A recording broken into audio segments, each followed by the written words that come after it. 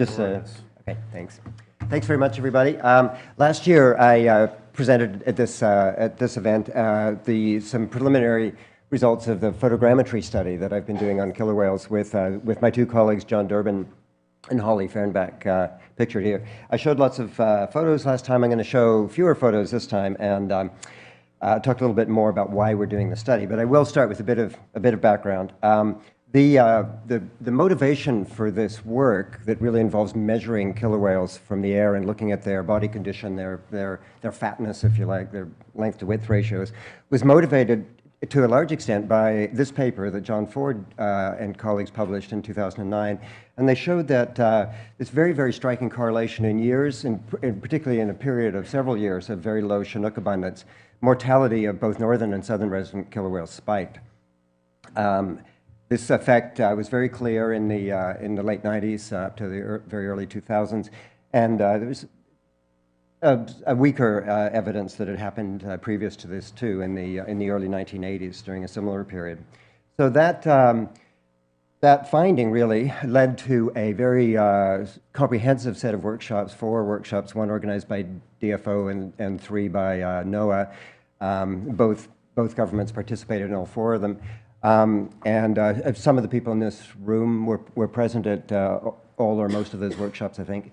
And the purpose really was to study or discuss the effects of salmon fisheries on southern resident killer whales. That's southern residents are critically endangered. And and it was primarily a modeling exercise. So we got to see lots of graphs and figures and more Bayesian stuff that you could shake a stick at. To try to model different scenarios, and that's what would happen if we reduced fishing here or there, or took other management actions. And it was a very challenging exercise, and the final report that came out in 2012 was it's a very comprehensive report. But I think we were all disappointed not by the report, but by the fact that this whole exercise had not really succeeded in identifying any management direct recommendations that could be translated into management actions. It's just a really tough job. And the reason it's tough is because the catastrophic mortality for these populations is only a few animals, an increase of a few animals a year, maybe 5 or 6 for northern residents, 2 or 3 for southern residents. And those just aren't big numbers to look at. So if you're looking at from year to year to year and saying, gee, we had 5 animals die this year, we had 2 animals die this year, what's different? You're not going to be able to, and some of those deaths are going to be random. You're not going to be able to tease out which salmon run is the most important, for example. It's a statistical power problem. And really, the logic of the workshop, and it made sense, was to determine which salmon runs, or the hope was, are most important to the whales, so that management could be targeted, and looking at this mortality in more detail. But as I say, the problem is there's just not enough data to work with. We'd have to have incredibly long time series with the take-home message to really make sense of that. The way forward, whale condition, I think, and my colleagues certainly think, whale condition is linked to foraging success. We know that animals get fatter when they eat a lot. By measuring when and where whales lose and gain weight, we can assess the relative run of salmon strengths and the importance of salmon runs. I was up late last night, and some of you were there with me. And and anyway, this information, this condition information, can be used for long-term and short-term and emergency fisheries measures, perhaps, if successful. And the panel, the scientific panel that wrote the workshop report, endorsed this use of photogrammetry and this focus on body condition to try and move this study forward. It's very, very simple conceptually. You photograph a whale from above. Hard to do this from boat for various reasons. It's great to have this plan view of the whale. You can measure its length to width ratio in a very straightforward way. You can measure its absolute length too, because we know the height of the drone and the height of the camera and the focal length. And we can also slice the whale into pieces and look at its shape, at 10% increments down its body. So we can tell pregnancy as well from about 5 months on, based on these photos. So it's a powerful, a very simple tool really, but a powerful one, a useful one. There's a concern, of course, that whales can be fat or thin for reasons other than starvation. There could be individual variation. It could be disease. No doubt, it could be age-related, could be related to a previous injury.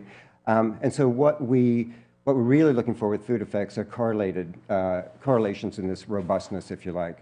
If we see a couple of animals in a group, as you can in this particular photograph, you see skinny animals at the top, robust in the middle, a pregnant female at the bottom. There is individual variation.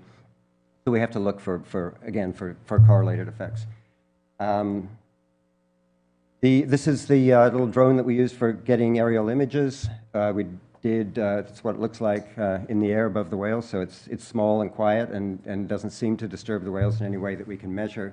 And we did find, we did this work in 2014 and again in 2015. I'll talk more about that in a second. But there was a lot of variation. Certainly, there's an extremely emaciated animal here on the left-hand side, A37, and a robust, a very robust individual on the other side.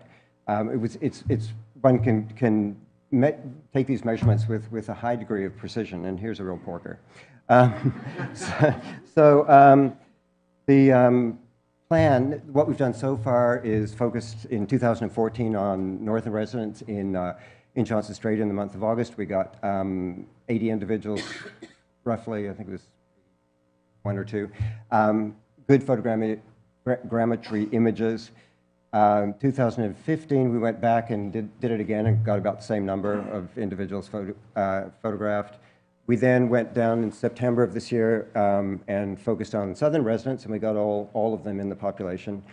On the very last day, it was a huge amount of help from the whale watching community down there, by the way, putting us onto the whales. We wouldn't have had a hope otherwise.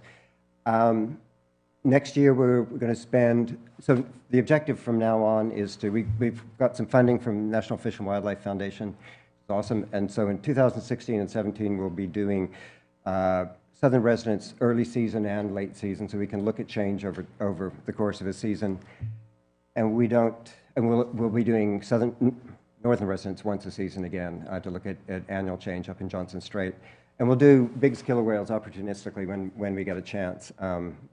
We're allowed to do that under our permit.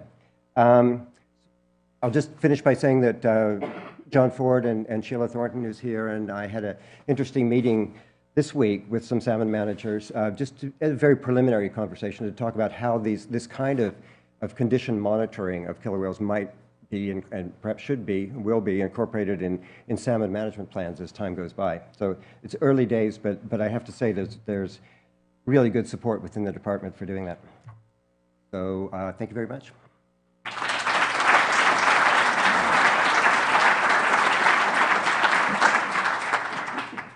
Questions? Go ahead.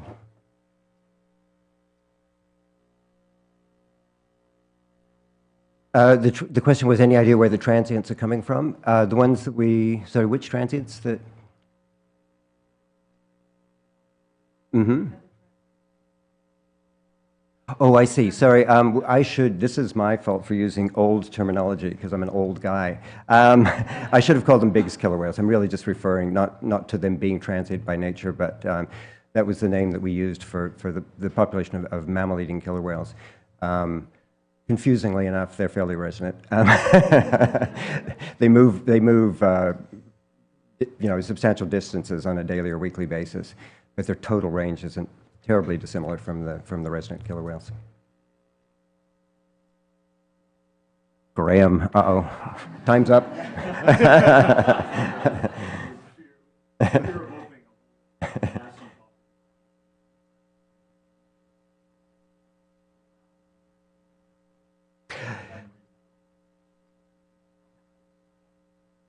Okay, yeah, that was a good question. Graham asked if I could talk about the issue of permitting around drones, and thanks for asking that, because now I can talk about it, and Graham, and I would have had the rubber chicken if I'd tried to squeeze it in the talk. Yeah, we have, to do this work, we have permits both in the US and Canada, 2 permits in each country, one for a marine mammal research license and a flight clearance for the drone for the particular work that we do.